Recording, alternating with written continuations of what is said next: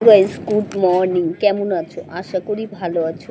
আজকে দেখো আমাদের নবগ্রায় কত ভিড় আর এত মানুষ আমাদের নবগ্রায় আমি ভাবতেই পারিনি।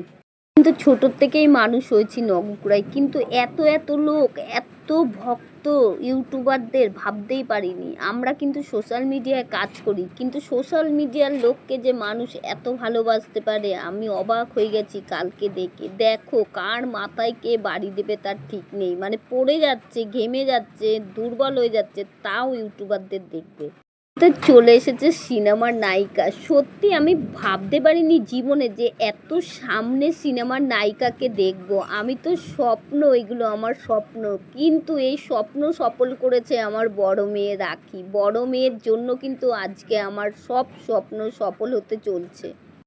সিনেমায় দেখে আমার খুব ভালো লাগে ইতিকা দিদিকে, কিন্তু দেখো ম্যামকে সামনে দেখে আর উজ্জ্বলের কথা তো বলাই মানে যাবে না।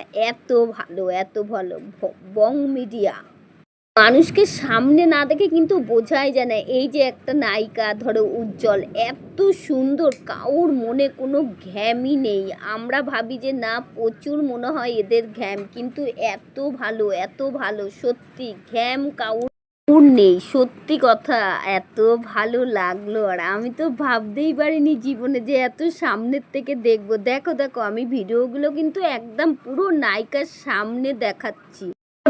কিশোরী কিশোরীকে যে সামনে দেখবো আমি ভাবতেই পারিনি, আর বং মিডিয়াকে যে দেখবো তাও ভাবতে পারিনি। সত্যি আমার ভাগ্যটা এত ভালো। আমারে কিন্তু বড় মেয়ে হাত ধরে ধরে নিয়ে গেছে একদম দোতলার ওপরে।